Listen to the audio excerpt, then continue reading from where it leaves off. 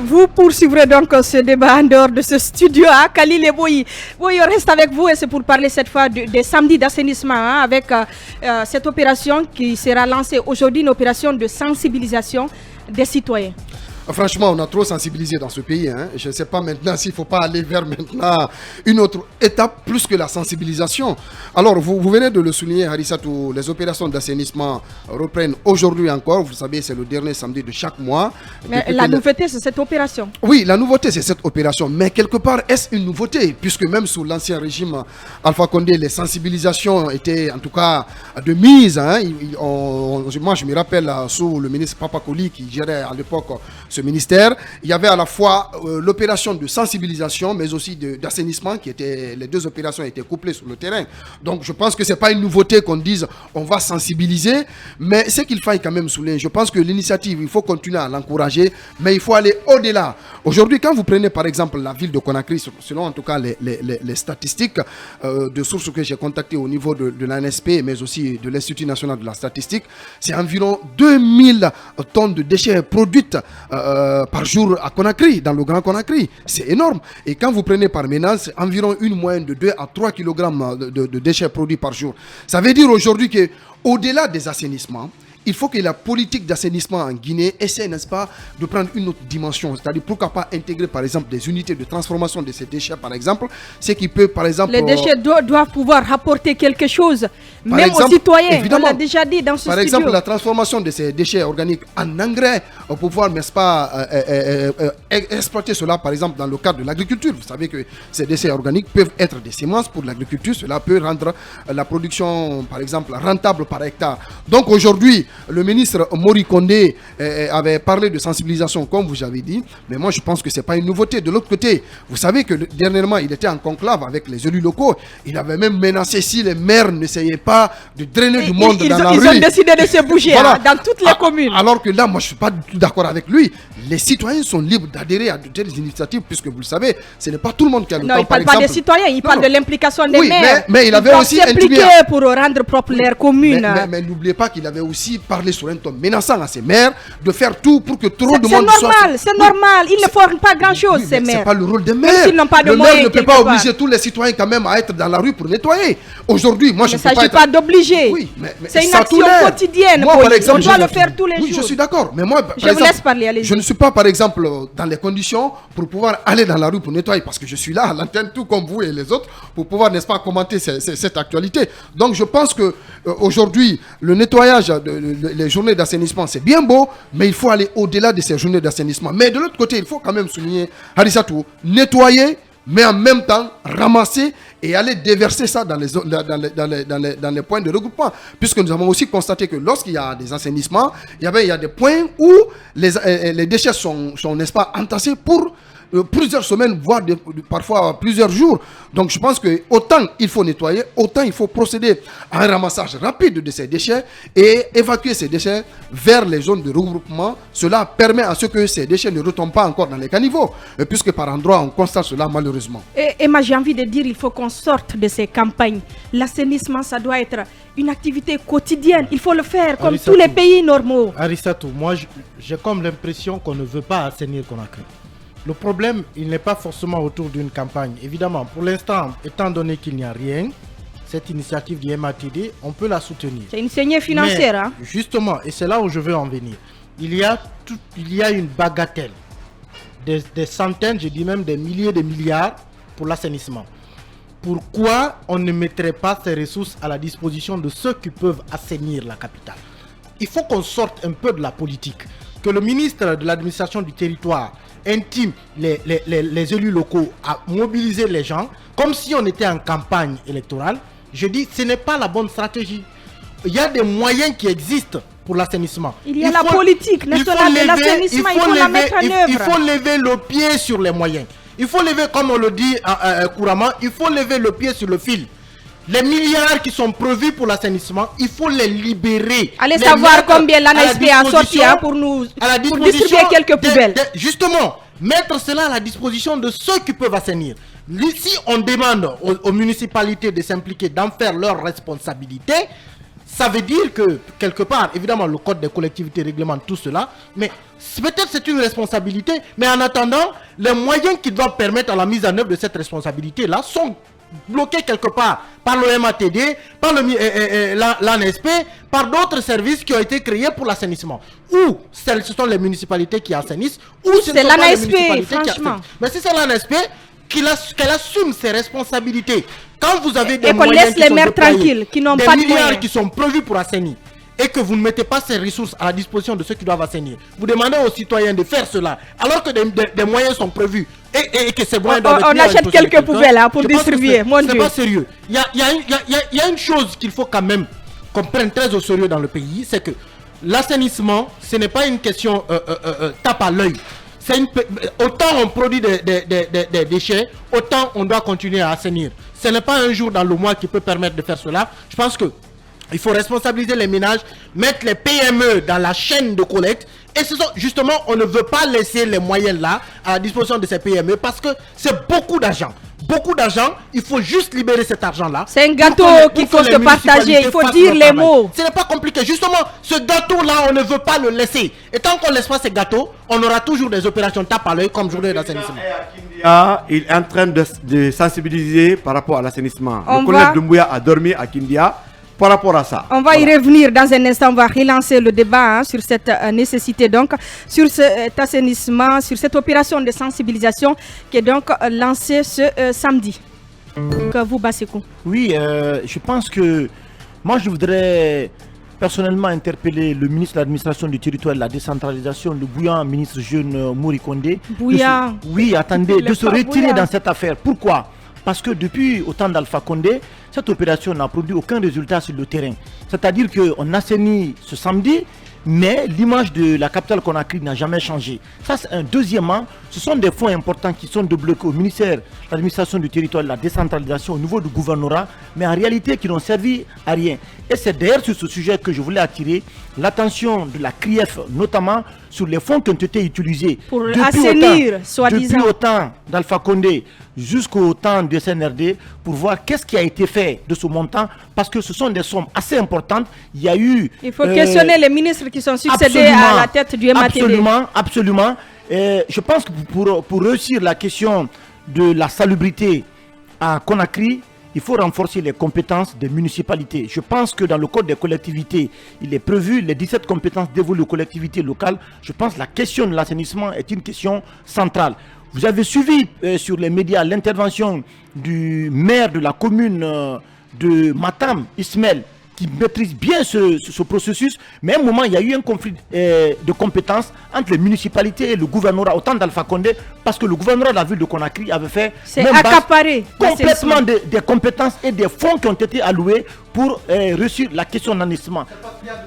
Personne ne veut lâcher justement, mais il faut arrêter. Je pense que le CNRD doit être objectif. Si on veut réussir l'assainissement au niveau de la ville de Conakry, au niveau de la Guinée, il faut renforcer les compétences, notamment des collectivités locales, en les dotant de moyens financiers, de moyens techniques, en les mettant devant leurs responsabilités. Mais on ne peut pas créer de services parallèles comme l'Agence nationale de la salubrité publique ou encore au ministère de l'administration du territoire et de la décentralisation. Des fonds importants ont été mis. Vous savez, il y a des institutions internationales qui accompagnent la Guinée dans le cadre du processus d'assainissement. Des fonds importants ont été mis à leur disposition, mais en réalité, on ne sait pas comment ces montants ont été gérés. Et je pense que la CRIEF doit se pencher sur ce cas pour voir, par exemple, de 2015 à 2020, par exemple, durant ces 5 ans, qu'est-ce qu'on a fait des montants qui ont été mis à la disposition des différents services pour l'assainissement de la ville de Conakry. Parce qu'en réalité, les résultats n'ont pas changé. Sur le terrain, quand vous sortez, quand vous prenez la transversale Nongo-Koza, par exemple, dites-moi qu'est-ce qui a changé. Depuis plus de 2 ans, on est en train d'assainir ce tronçon, mais ça n'a pas changé, il n'y a pas de résultat sur le terrain. Donc je pense qu'il faut questionner notamment la démarche, il faut revoir ce qui est fait. Il y a des pays aujourd'hui qui se sont illustrés dans ça, qui ont réussi à travers des politiques très simples. Et vous l'avez dit, il y a la politique nationale de l'assainissement, la loi est très claire là-dessus. Je ne pense pas, mais qu'est-ce qu'on fait notamment de cette politique? Qu'est-ce qui est fait? Je pense que cette opération, sincèrement, il faut l'arrêter. Il y a des pays où vous ne pouvez pas vous permettre de jeter des ordures comme ça dans la rue. Oui, ce sont des réflexes comportementaux qui sont aujourd'hui acquis. Mais il a fallu qu'il y ait des sanctions qui soient mises en place. Oui, mais c'est aussi le fruit d'une éducation durable à long terme.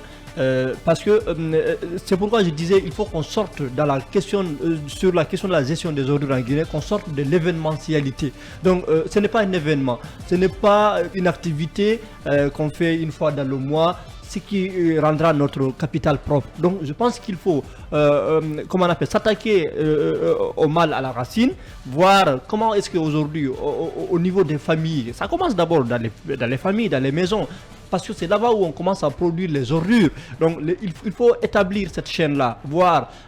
obliger les ménages à s'abonner. Oui, il faut les obliger. Oui, les ménages. La sensibilisation, aussi, ça ne servira pas à grand-chose. Tout ce qui participe aujourd'hui à produire des ordures dans notre pays, qu'on essaie de les identifier, qu'on voit la chaîne et qu'on commence à aller vers eux, d'abord par la pédagogie, leur expliquer que c'est une question de santé publique pour notre pays. Donc c'est aussi une question d'image. Regardez quand les gens viennent chez nous, mais ils regardent l'état dans lequel se trouve notre capitale. Ce n'est pas beau, ce n'est pas joli. Donc il faut qu'on sorte de cette question de l'événementialité. Donc ce n'est pas un événement, c'est quelque chose qu'on doit travailler durablement et longuement pour que les gens soient sensibilisés, soient informés, soient eux-mêmes...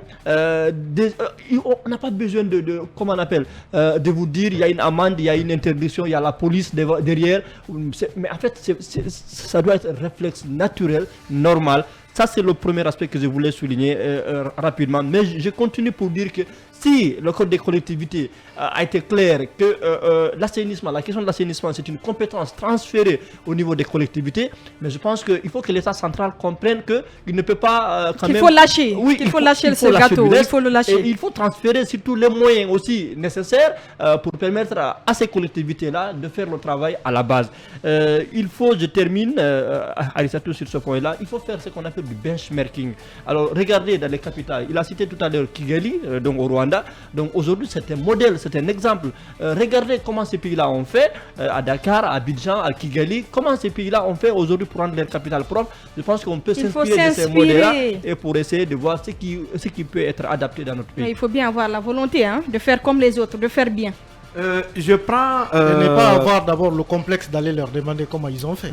Voilà. Je prends un peu l'aspect que Basseko vient de souligner, c'est par rapport à tout, en tout cas ces milliards de francs guinéens qui ont été quand même débloqués pour l'assainissement de la ville de Conakry sous, à l'époque, Boury Makonde. Vous voyez cette guerre, en principe, l'assainissement revient dans les attributions des communes. Mais à un moment donné, le gouvernement s'est battu pour récupérer cela et finalement, c'est le ministère de l'administration du territoire sous Boury Makonde qui s'est battu pour récupérer cela, loger dans le profil de l'armée et avant de récupérer. Et à l'époque, chaque mois, l'État déboursait plus de 30 milliards de francs guinéens pour assainir Conakry. Mais qu'est-ce qu'on en faisait? Pour quel résultat? On prenait des caméras, on prend des ministres avec des vestes et des bottes qui viennent prendre des balais qui font semblant, on les filme, on les passe à la télé et on donne quelques miettes à des jeunes. Aujourd'hui, on a l'impression qu'il n'y a que Kassori et compagnie qui ont détourné dans ce pays. Mais par contre, voilà des choses sur lesquelles la CRIEF devrait aller. Absolument. Tous les milliards débloqués pour assainir Conakry, à quoi ça a servi? Comment tout cela a été utilisé? Mais de ce côté, silence radio, il n'y a que Kassori et compagnie. Tout le monde se bat pour être là-bas, à l'ANSP, on sait. Mais il n'y a pas que ça. C'est une manne financière. A de la matière aujourd'hui par rapport à de tels dossiers. Ouais. Des milliards ont été engloutis. Aujourd'hui, on se bat pour récupérer 15 milliards avec Kassori. 15 milliards comparé à 30 milliards par mois. Pendant combien de temps Conakry n'a jamais été propre? Quand on partait en pause, je disais que le colonel Mamadi Doumbouya a passé la nuit à Kindia. Ça ne veut mais ça ne veut pas dire qu'il ne faut pas récupérer nos 15 milliards avec Kassori. Mais avant de prendre 15 milliards et les 1000 milliards. Arrêtez Lincoln. Arrêtez. Arissatou, pour le moment, soyez sérieux. Cela n'est pas vrai. On parlait de 46 milliards. Aujourd'hui, on parle de 15 milliards. Pendant ce temps, chaque mois, on octroyait en tout cas une dépense de plus de 30 milliards de francs guinéens à un département pour assainir pendant combien de temps? Battez-vous à récupérer les gros montants. Et tous ces, comment on appelle, les opérateurs qui ont pris des marchés avec l'État, qui n'ont jamais réalisé ces marchés, où est-ce qu'on en parle? Arissatou, je termine sur la présence du colonel Doumbouya à Kindia, même si on n'a pas en parlé. Le colonel a passé la nuit à Foulaya. Il est attendu aujourd'hui à la place des martyrs pour lancer ce qu'on appelle la campagne d'assainissement de la ville de Kindia. professionnaliser ou industrialiser les ordures pour nous. Ces campagnes ne servent à rien. Tous ces ministres qui sont de ce côté, est-ce qu'un président a besoin forcément d'être dans ça? Dans les pays comme le Rwanda, le Sénégal ou ailleurs, Yaya vient de le signaler. Sortons de l'amateurisme par rapport à l'assainissement. Les déchets, c'est de l'argent. Mais c'est de L'État l'argent. doit pouvoir profiter. Le jour où cela va être professionnalisé ou industrialisé, Arissatou, même nous, on peut se battre à cause des ordures. Parce que chez moi, je refuserais qu'une tierce personne vienne prendre les ordures chez moi quand je sais que vous les ça vendrez peut donner vous-même. l'argent. La preuve, on ne retrouve plus les boîtes de conserve, les boîtes en fer à travers Conakry. Même les fils de fer, vous ne pouvez pas trouver parce que les enfants prennent ça pour aller et peser et revendre. Les sachets, pareil. Donc, allez dans ce sens, les citoyens auront de l'argent derrière les déchets. Mais tout ce qu'on fait là, c'est une façon de prendre l'argent avec l'État, se partager l'argent, l'objectif ne sera pas atteint. Ou loger l'assainissement dans les compétitions, dans les compétences du moins de la commune, c'est leur rôle. Récemment, la commune de Ratoma, la mairie de Ratoma, a commencé à distribuer des bacs à ordures. Nous, à FIM, on a reçu 2 bacs qui font plus de 400 kg. Mais donnez-leur les moyens pour faire cela, associer des les bacs quartiers. distribués par l'ANASP. L'ANASP, oui, mais envoyés dans les communes, et les communes sont en train de s'en charger. Que l'administration de territoire se débarrasse de ça, laissez les communes faire leur travail, ne réinventez pas la roue pour assainir Conakry. Je crois qu'il n'y a pas quand même de magie. Revenons quand même à ce que la loi a conféré à ces communes. Donnez-leur les moyens, elles vont nous aider à assainir.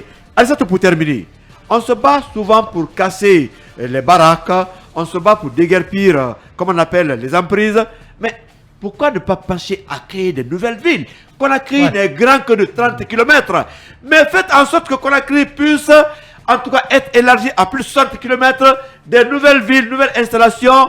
Et finalement, cette vieille ville aussi a son importance. Parce qu'un jour, on vous dira, voici les bâtiments coloniaux, voici ce que le régime Sékou Touré a construit en termes de logement, voici. Mais on casse tout dans ce on n'est pas dans ça, on est en train de casser tout. C'est comme si ce pays n'a pas de terre libre. Sortons de ça. Allez au Sénégal, allez ailleurs. On crée de nouvelles villes, créer des centres d'intérêt pour des citoyens.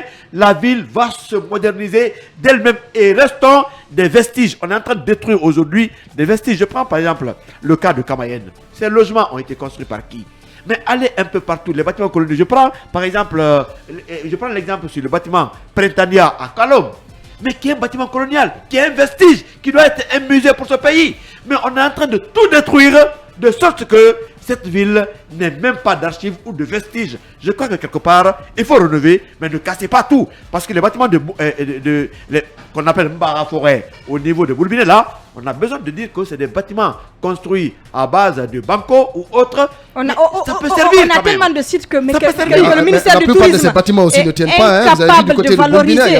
On peut rénover. Il faut les rénover. On peut rénover. Il faut les rénover. Attention. Non, on peut rénover. Non, je n'en disconviens pas. Mais à un moment donné, il faut quand même penser au fait que ces bâtiments sont tellement vieux. Oui, on a rénover, renforcer. On ne doit pas quand même effacer toute l'histoire de ce pays. On n'a pas besoin. Oui, on a des bâtiments qui sont vieux de 200 ans en Europe. Bien sûr. Il faut les rénover. Mais sauf que les normes de construction en Europe et celles de la Guinée, par exemple. On peut bien les rénover. Non, il y a une différence.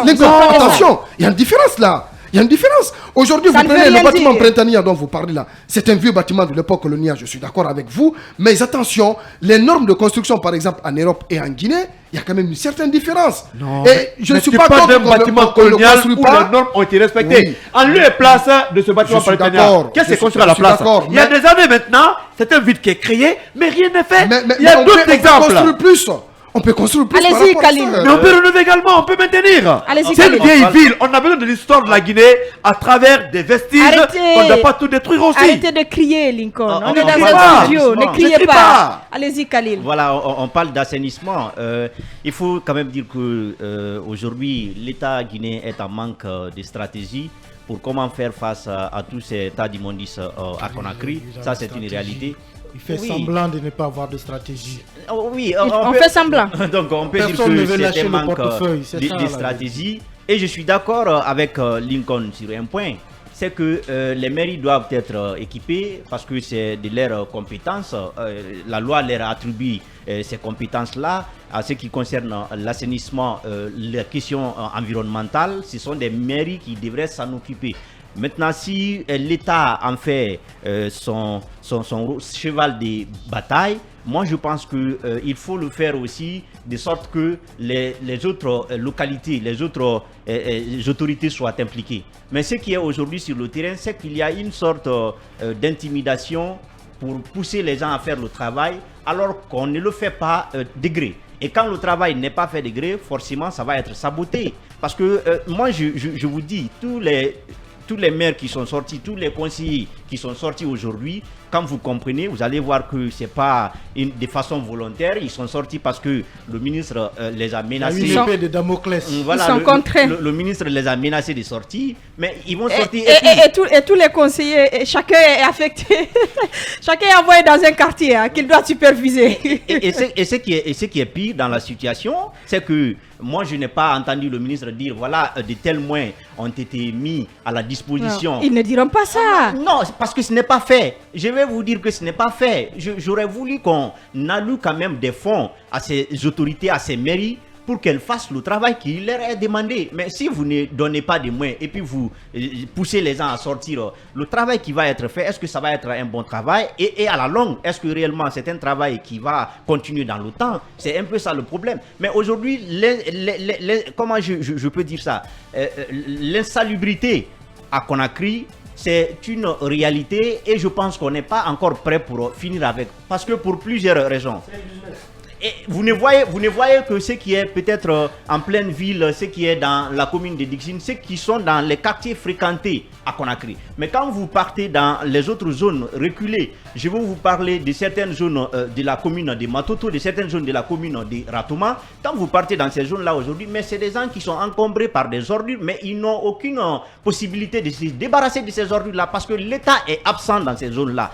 Partez à Yataya et des PME. Des gens qui vont pour des ramassages d'ordures n'osent pas aller dans ces zones parce que ce sont des zones enclavées. Donc je pense que la première politique d'abord de l'État devrait être comment désenclaver ces zones-là pour permettre aux citoyens, pour permettre aux PME d'être dans ces localités afin de débarrasser les ordures des ménages. Mais si cela n'est pas fait, si vous vous concentrez seulement que sur des quartiers vus à Conakry, parce que quand vous allez voir ces ramassages, ça ne concerne pas tous les quartiers. On s'est fait des selfies dans des zones embellies de Conakry, mais quand vous partez dans les autres quartiers, les autorités ne sont pas là, elles ne sont pas présentes, on ne les voit pas.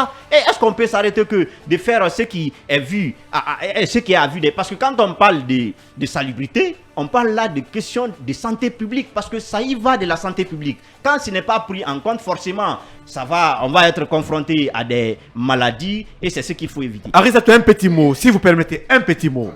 On parle de l'assainissement de la ville de Conakry, on parle de la propriété. Mais allez du côté de Dar Salam à Kombos, mais aujourd'hui les citoyens de ce côté sont malades.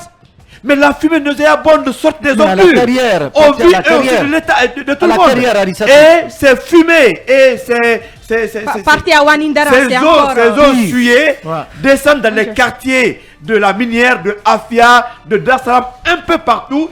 Et les gens aujourd'hui sont quand même peut-être pourquoi pas collés à toutes les maladies.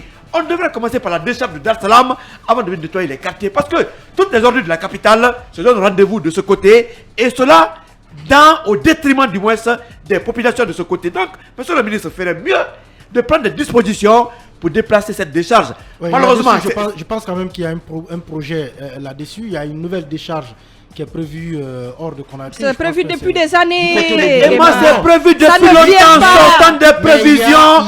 Il y a quand même ça ne vient pas. Il y a aujourd'hui une initiative qui est mise en route par les nouvelles autorités pour viabiliser ce site-là, qui va servir de décharge. Les montants de la campagne auraient pu servir à ça. Cela est prévu et des actions sont en cours. Mais moi, ce que j'ai envie de dire, sur lequel j'ai envie de marteler, c'est qu'il faut libérer les fonds liés à l'assainissement. Il faut auditer aussi. Mettez les Il faut fonds auditer. à la disposition des municipalités. Ça va créer une compétition, une émulation entre les communes pour voir quelle est la commune qui peut mieux assainir, qui peut mieux s'assainir elle-même.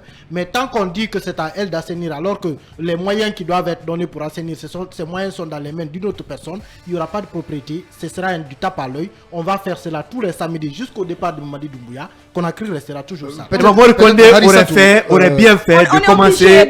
Mori Kondé aurait bien fait.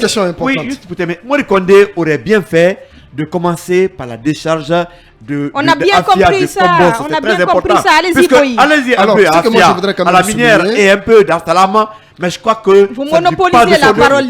Au-delà de nos analyses dans ce studio, je pense qu'il faut questionner aujourd'hui cette politique sur place. Les journées d'assainissement ont été instaurées en Guinée sous Alpha Condé, mais pour autant, quel bilan, quel résultat sur le terrain? Est-ce que pour autant Conakry est débarrassé de ses ordures? Je dis que non. Donc, a priori, c'est une politique qui a échoué. Quelque part, on peut le dire ainsi. Et cela a échoué par rapport à deux composantes. Si vous prenez par exemple les déchets organiques, c'est à peu près 900 tonnes par jour à Conakry. Et quand vous prenez par exemple les déchets plastiques, c'est à peu près 270 tonnes par jour à Conakry. Donc le goulot d'étranglement se situe à deux niveaux. Les déchets plastiques et les déchets organiques. Alors qu'aujourd'hui, le pays n'est pas doté de moyens suffisants pour faire face par exemple à la gestion de ces déchets plastiques et de ces déchets organiques. Donc aujourd'hui, il faut en tout cas quitter dans ce bling-bling de Mamaya par rapport à l'assainissement de la ville de Conakry qui ne produit pas de résultats. Il faut professionnaliser pour se résumer. C'est là toute la question. Il faut aller vers la professionnalisation par rapport au cadre d'assainissement de la ville de Conakry parce que